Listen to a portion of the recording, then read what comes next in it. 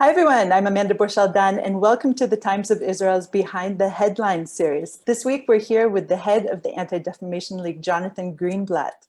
When Jonathan was tapped in 2014, he was to fill very, very large shoes of Abe Foxman, who headed the organization for 25 years. But in taking charge of the 107-year-old organization, Jonathan began to slightly pivot into no less murky waters, but more into the swamp of social media and other online platforms of hate speech for all. So recently, when I was preparing for this interview, I saw also that you've done a bit of a makeover of your logo, and you have a new catch phrase, which perhaps also reflects the more universalist message of the organization today. ADL, fighting hate for good.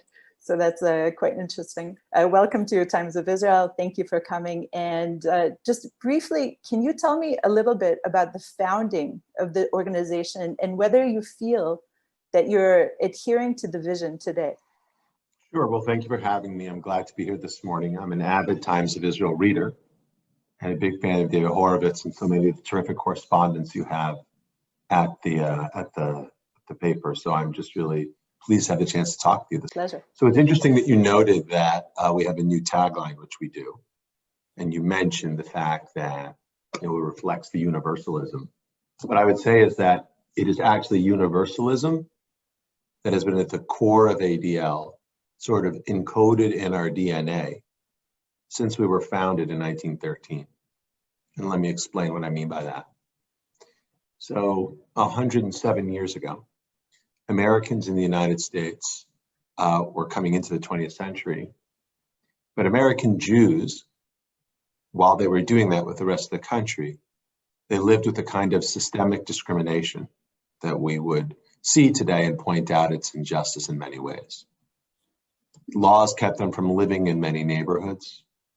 Customs kept them from being treated, say, in most hospitals or joining many industries.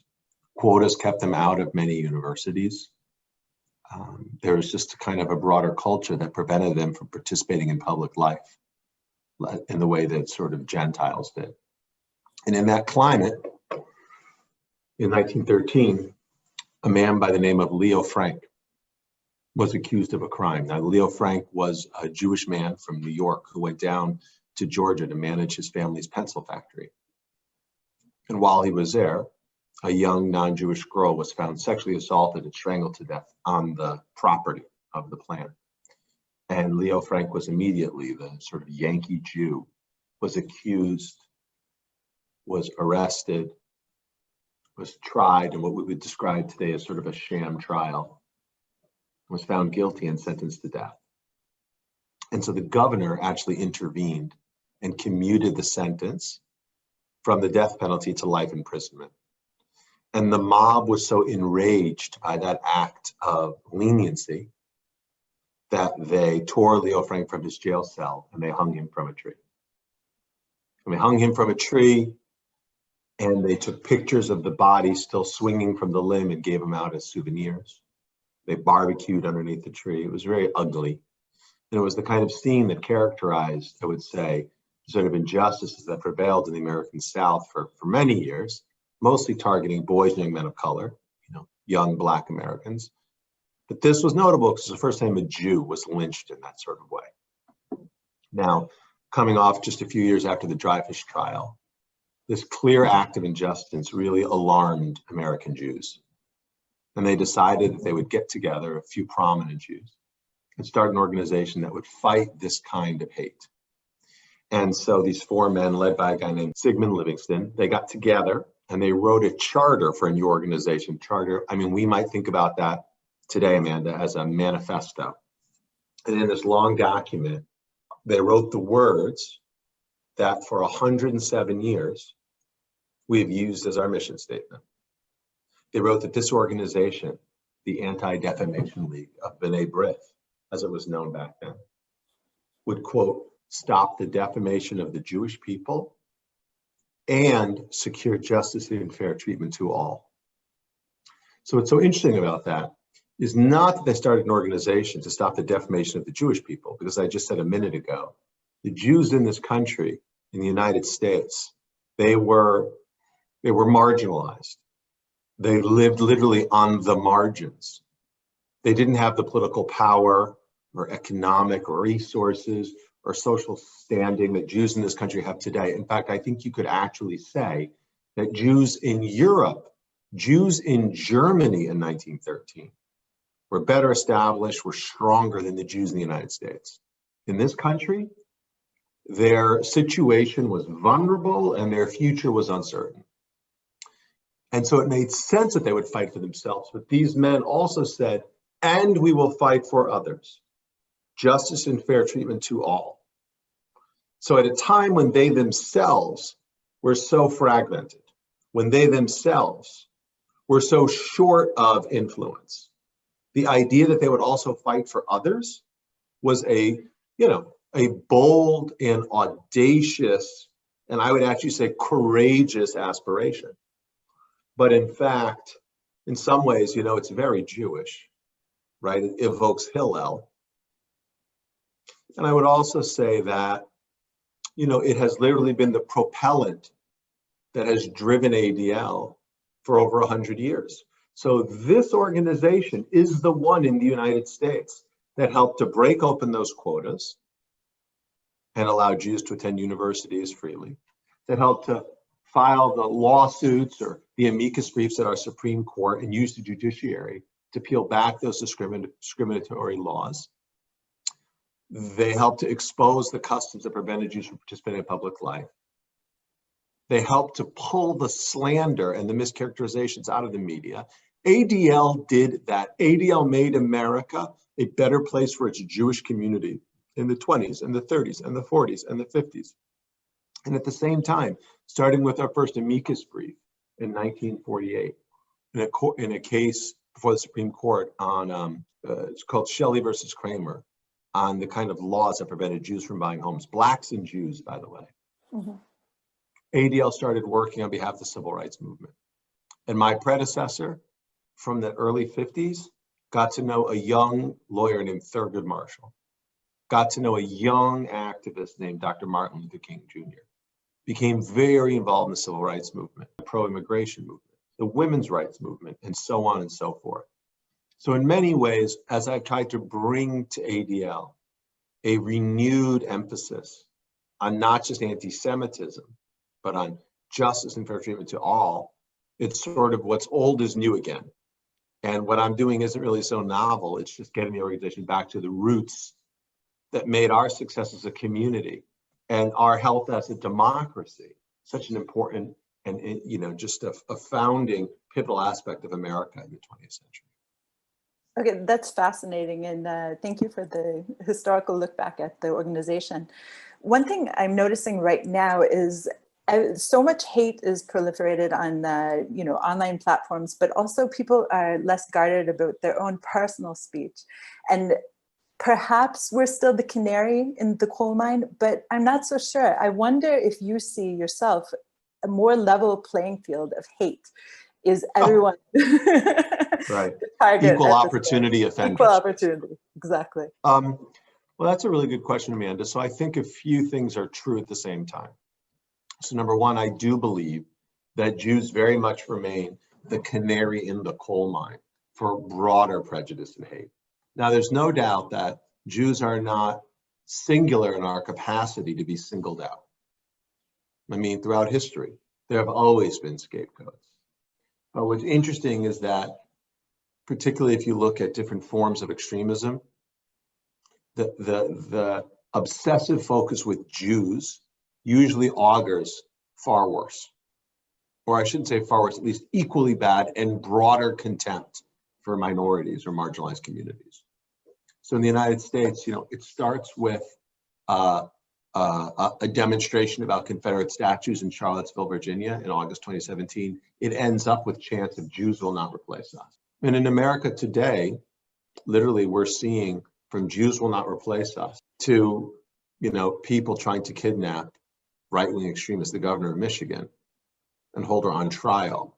And in the intervening years, from Christchurch and the murder of Muslims in a mosque, to Pittsburgh and the murder of Jews, in their pews at a synagogue, to Halle, Germany, just last week was the anniversary of that shooting, to El Paso, Texas, where we saw in 2019 the largest, most heinous attack against Hispanics in American history. Heck, to the pipe bombings 2 years ago that were sent to, I think it was 12.5 prominent figures like President Obama and former Secretary Clinton and George Soros. You know, all of these things look like outliers on a scatter plot until you pull back and you realize they're actually data points on a trend line.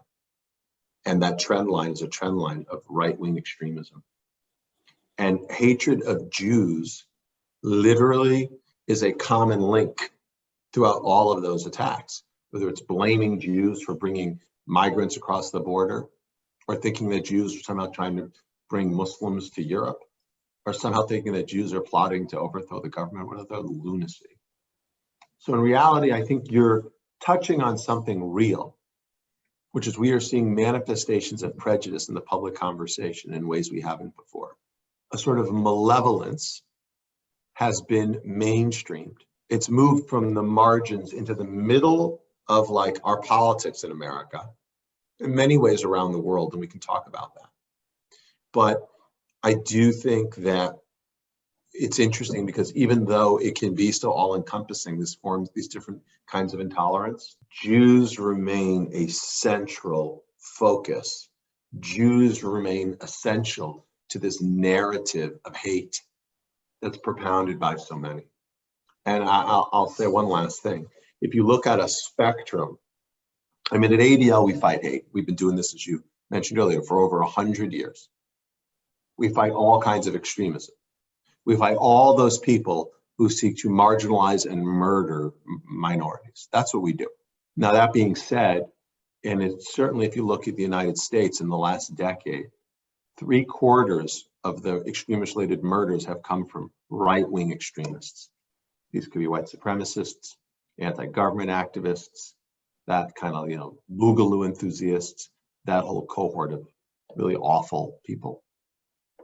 But on that extremism, the far right and the far left, actually, it's less like a line, like a two-dimensional line. It's more like a circle, because I would say that the extremes, they touch, because they use many of the same, their ideology may seem fundamentally different, but in many ways, there's a lot of similarity between the people who seek to harm us.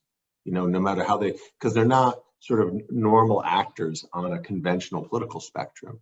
They're extremists who operate outside of the margins. And I think they're a threat to all of us. I'm glad that you mentioned the far left extremism as well, because I think that's something that most liberal Jews tend to neglect, because the left is meant to be the good, the liberal, etc. But it's quite possible that perhaps they're less violent physically, but some of the poisonous ideology is no less far-reaching. No doubt. Look, I don't know good, bad, like those kinds of terms. I think what's frightening are those people who want to use violence to achieve their ends. And there can be violent actions and there can be violent rhetoric. And as a Jewish community, we are very familiar with extremists, right? Like literally for millennia, extremists have tried to, again, marginalize us, have used their rigidity and their dogma as the basis to persecute us. Look, today, on the one hand, if you try to break it down, we certainly see a kind of violence perpetrated against Jewish people by the far right. And they say that that Jews as a people are illegitimate, that Jews as a people don't belong, that Jews as a people are manipulating events. And again, they commit violent actions to try to hurt us. And then on the extreme left, you hear kind of a violent rhetoric against not the Jewish people, but the Jewish state. And they say the Jewish state is not legitimate. The Jewish state doesn't belong. The Jewish state is trying to manipulate events from behind the scenes. It is amazing how closely these things parallel one another. Again, Jewish people, Jewish state. But those of us who literally spend our time trying to protect our community, we see what this is.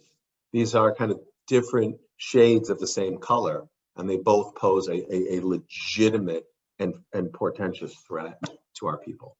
Now, the very fact that the ADL sees anti-Israelism as anti-Semitism, as some kind of equivalency, has brought you not a bit of grief, even recently.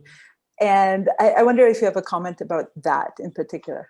Look, I mean, it's certainly true that you can read articles in certain media that say that the ADL is a left-wing, I don't know, they make crazy claims that Israel is left-wing and is anti-Trump, these kinds of claims.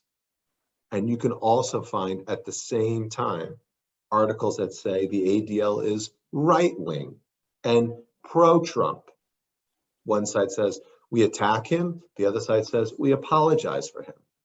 One side says we're anti-Israel. The other side says we're too pro-Israel. I mean, one side says we're anti-Palestinian. The other side says we're pro-Palestinian. Like, I could go on.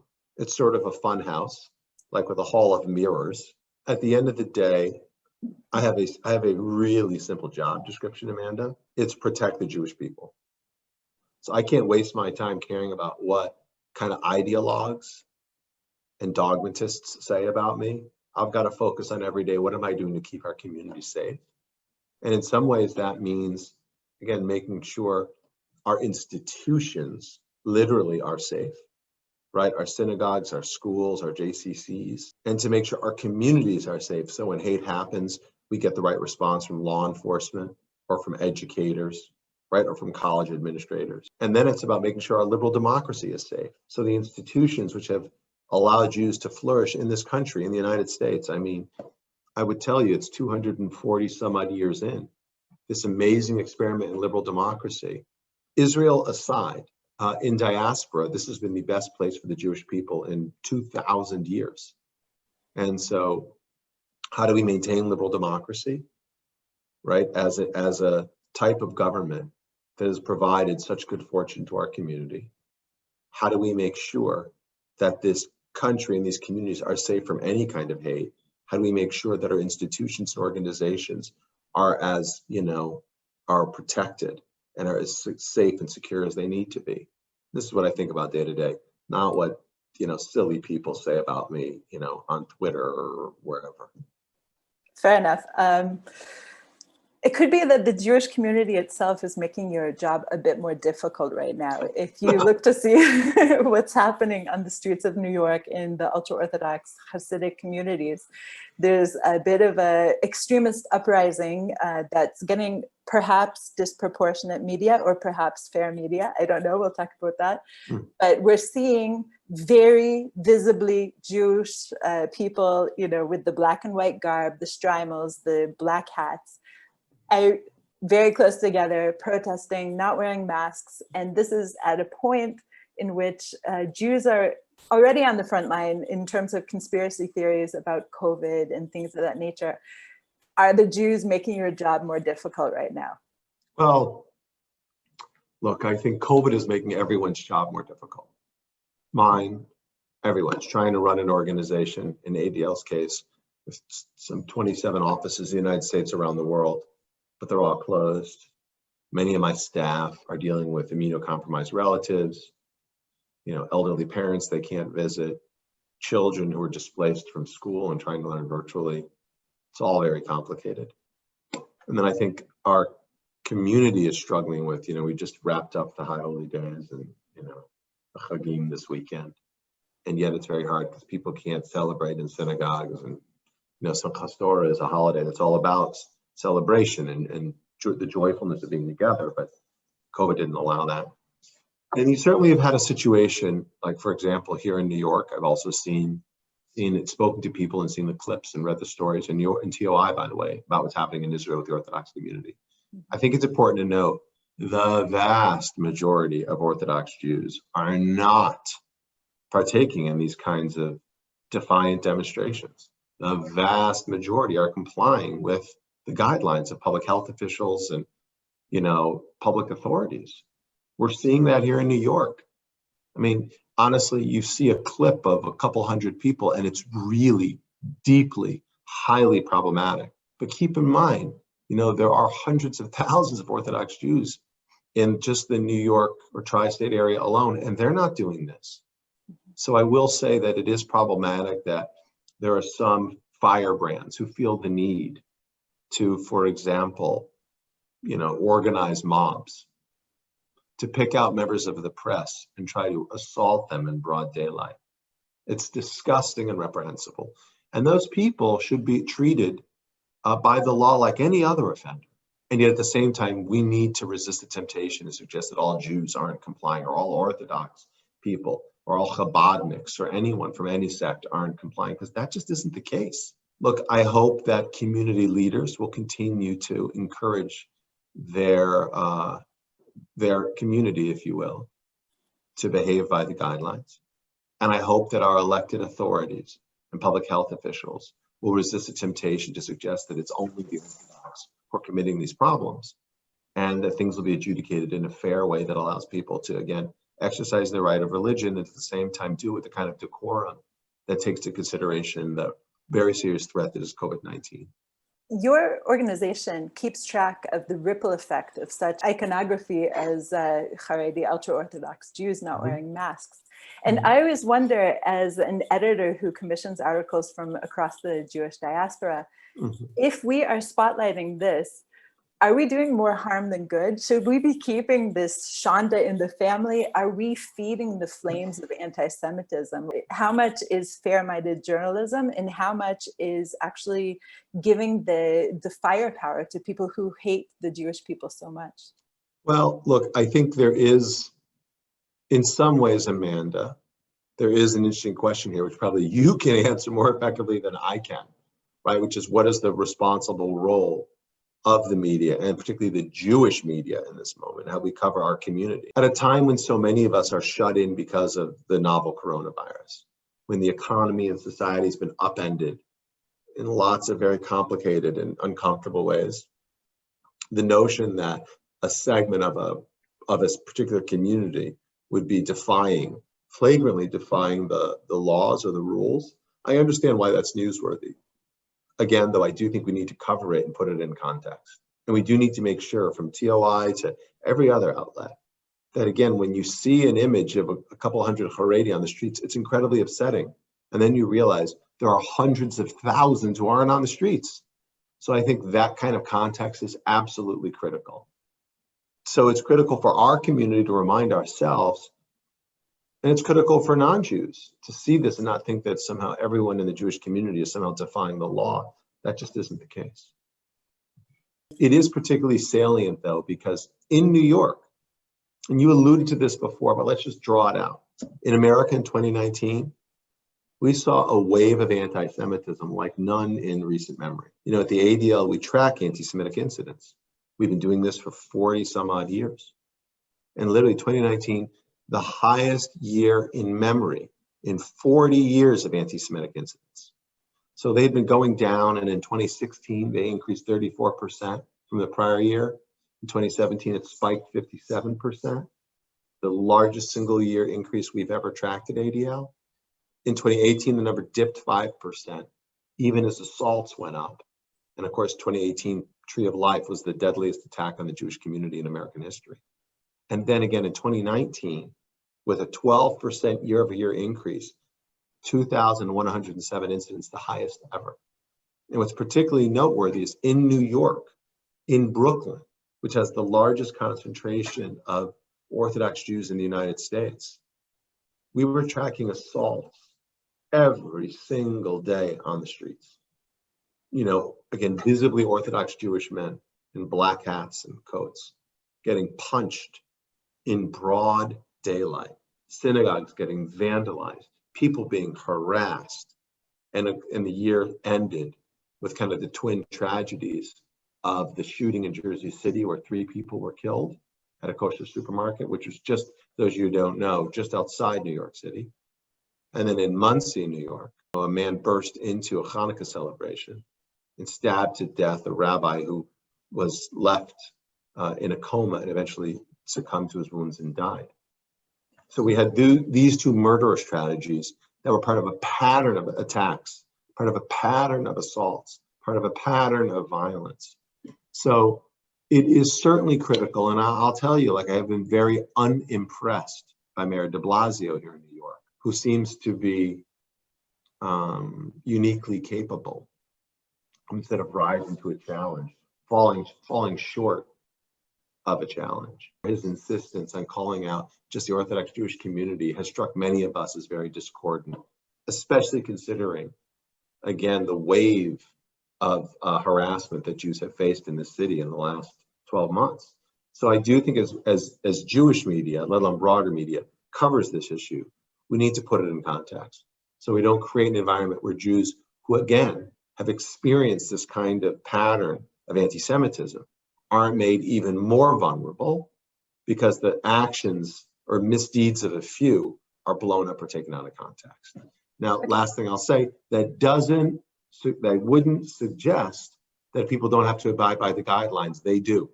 Whether you're secular or religious, Orthodox or Reformed, Jewish or non-Jewish, church going or mosque attending or synagogue attending or whatever, all of us need to be abiding by the guidelines because it's a matter of the health of our community, our city, our country. But again, when we cover these issues, we should be sensitive. And elected officials like Mayor de Blasio would do a lot better to be a lot smarter and a lot more sensitive to the particular situation that Jews have found themselves in this city in the last 12 months. As you mentioned before, we obviously have similar issues among ultra-Orthodox in Israel. And in fact, there have been mayors who have denigrated them and then actually quit their position. So it is a problem that we're dealing with in Israel as well. Now, one word you keep saying over and over is context. And that's a word that does not apply to one of the biggest swamps of hate that the ADL is dealing with on a day-to-day basis, social media. Can you tell me a little bit about the efforts that ADL has started? I think it was the CTS that you began in 2015 that began tracking hate on social media. Tell me a little bit about this. So ADL has been focused on fighting hate of all forms, as we've said, for over 100 years. We've been looking at technology as a platform for hate for many years, even before I got to ADL.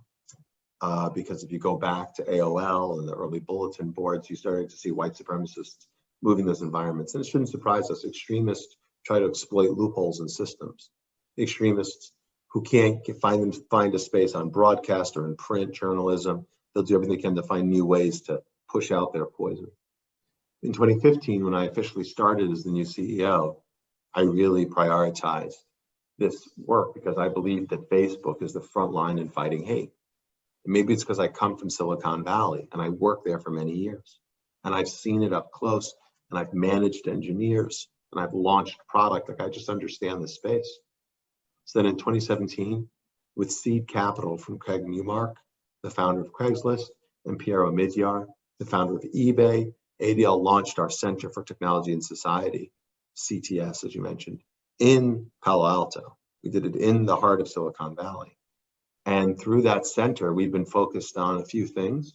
Number one, engaging with the companies. Because look, innovation is happening at such a rapid pace, Amanda. You have to be working with the companies to keep up with it. So ADL is engaged in a constructive collaboration on a daily basis with the biggest companies in the Valley. The social media services, Facebook, Twitter, YouTube, Reddit, all these services. We work with the messaging apps, Snap, WhatsApp, many others. We work with the streaming services, Netflix, mentioned YouTube, Twitch. We work with gaming companies. We work with the search companies. We work with Google. We've worked with Microsoft and their Bing unit. I mean, we're working with companies on the public web, companies in the private web, companies, entities in the dark web. Like ADL's looking at all of it. So number one, we try to do so constructively with the companies. So when Zoom was getting hit by Zoom bombing, they worked with ADL to address the problem. Sometimes though, that constructive collaboration doesn't always work and we have to be a little bit more aggressive. And in that sense, like for example, this summer we launched the Stop Hate for Profit campaign, right? I worked with the NAACP, Color of Change, a group called LULAC. These are civil rights groups that work with the Black community, the Latino community. We work with child advocacy organizations like Common Sense Media. And we launched this effort that was focused specifically on trying to get Facebook to make a series of changes. And so for a while, though, you were actually on the oversight board at Facebook. There's that too. There's that Right. too. So basically, that campaign, we work with advertisers like Disney and Coca-Cola and Starbucks, the biggest brands in the world. We launched an initiative in September called InstaFreeze. Mm-hmm. And I did that with Sacha Baron Cohen, Katy Perry, Kim Kardashian, Leo DiCaprio, some of the biggest celebrities in the world. And now, by the way, our efforts are generating results because Facebook has made a series of concessions relative to the things we asked them to do. But beyond those two things, we've also, I think, done some important work in terms of engaging with other groups like the Real Facebook Oversight Board. And this was an effort organized by Carol Cadwallader, who is sort of the muckraking journalist out of the UK who exposed the Cambridge Analytica scandal. And she specifically helped us to cast a light on those issues. And so I've joined her along with other people like Larry Tribe and Shoshana Zuboff from Harvard University, again, some of my colleagues from Stop Hate, people like Roger McNamee, the tech investor, and others, to try to do more to focus on, again, how Facebook can do better. Because ultimately, at the end of the day, Amanda, let's be clear, Facebook specifically, 3.2 billion users, $70 billion in revenue, almost $20 billion in profits. This company is so big. This company is so profitable. This company's products are so ubiquitous. We know we have to work with them. So through CTS, we're constructively engaging with Facebook, even as we will criticize them when we think they fall short. And, you know, at the same time, through CTS, we're also doing really interesting research and development. We launched an application last week, you may have seen it, called our Online Hate Index. Mm-hmm. We're measuring hate in very specific ways across social media. So last week, we published some analysis about anti-Semitic abuse directed at Jewish elected officials. And we released another piece of analysis toward the end of the week that was on Friday, about COVID-inspired hate directed against Asian Americans. And we've seen a terrifying surge of racism focused on Asian Americans and Pacific Islanders since the president's diagnosis with COVID a week and a half ago. So at ADL, we measure hate offline in the real world. We measure hate online in cyberspace. We track incidences offline in the real world directed against the Jewish community. We're tracking them online as well. So our goal is to cover the waterfront, to try to make sure that policymakers, the press, our own community understands hate and how it happens, so we can try to address it and mitigate it going forward. Now, when you have somebody such as Sacha Baron Cohen write an op-ed in Time magazine, as he did last week, talking about the hate speech that's proliferated on Facebook and other things, it's, for one, kind of ironic because he did speak to fake news, and he is, of course, the biggest prankster out there in putting out these pranks. But are you seeing any kind of further reach? I mean, is having this celebrity come out and write this very long and elaborate op-ed in Time magazine, which is pretty well read still, are you seeing any kind of ripple effect, or is it kind of a Sisyphean battle? Well, look, Facebook, ultimately, they aren't as susceptible, I would say, to revenue pressure like other companies because they have 8 million customers all around the world. They're not as vulnerable to shareholder pressure because Mark Zuckerberg controls 64% of the stock. And he is both the chairman and the CEO. And he controls the board. But I think they are susceptible to reputational pressure. And so I think when people like Sacha Baron Cohen or Kim Kardashian or Selena Gomez or other power users get off the platform, in that case, Instagram, even for a day, that makes a difference. When people like Sasha or others use their voice, I think it makes a difference. Whereas I don't think Stop Hate for Profit has succeeded in all 10 of our demands. Facebook has made a series of concessions, in part because of the things that we have requested and the pressure from using celebrities like Sasha to pushing elected officials like members of Congress to engaging corporate advertisers. All these things create a cumulative impact, Amanda, and I'm cautiously optimistic we'll see more change in the weeks and months ahead. So the weeks ahead are extremely critical on social media in terms of extremist hate speech leading up to the election. Are you seeing any kind of policy changes or anything that is going to help in, I don't know, silencing some of these voices or at least throwing them out? Well, look, I think I would have liked to see change come much sooner. So let's just say that up front. But there have been some very encouraging developments in the past week. So number one, Facebook announced at the start of last week they're going to remove all QAnon content. For those unfamiliar, QAnon is sort of a modern protocols of Zion, a nasty, grotesque set of conspiracies in which, of course, Jews prominently, play a prominent role at the center of some global cabal.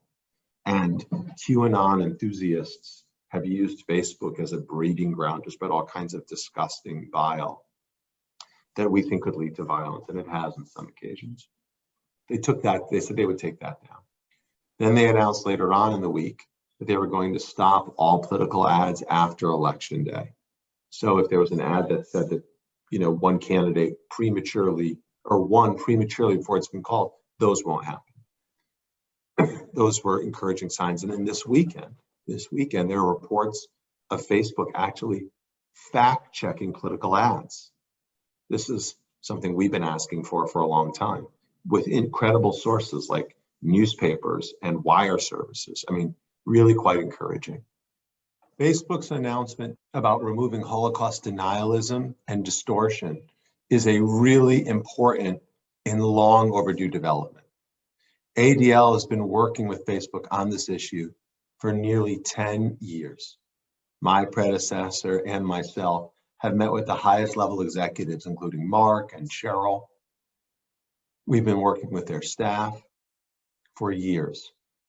I think in many ways, this is the product, though, of recent events, including the Stop Hate for Profit campaign, the Real Facebook Oversight Board, the No Denying It initiative launched by the Claims Conference, and several other efforts which kind of came to a head and have triggered several important changes at Facebook in just the last few weeks. So Facebook announced those things. Twitter announced last week that they were going to pull any organic posts, so not paid ads, but organic. Twitter already has a ban on political ads, but organic posts that prematurely call the election. So if the President of the United States, as seems highly probable, gets online and says that he won a state even before it's fully, the authorities have fully registered, a Secretary of State has verified the results, that kind of post on Twitter will come down immediately. That's great. Now, ultimately, Facebook and Twitter, they're going to be held to not a standard of not what they say, but actually what they do, right? Not what they promise, but what they deliver, because follow through ultimately and implementation matters a lot more than what you endeavor to do. That being said, these are really encouraging signs, Amanda. Now, I wish they had happened sooner, years ago. I just think back to 2016 when ADL tracked anti-Semitic abuse directed at Jewish journalists, which seemed designed to try to shape the coverage. And it was very skewed in favor of, at the time, candidate Trump. So Jewish journalists who reported on the campaign, about how it was using anti-Semitic memes and all kinds of bad stuff, were immediately attacked online by what we now, a group of people we know as the alt-right. I wish Twitter had taken steps then. In 2018, I wish they had taken steps. But here we are today. We have to live in reality, not fantasy. I'm encouraged by some of their moves, and we're going to continue to call them out, to use all of the levers at our disposal to continue to drive the pressure.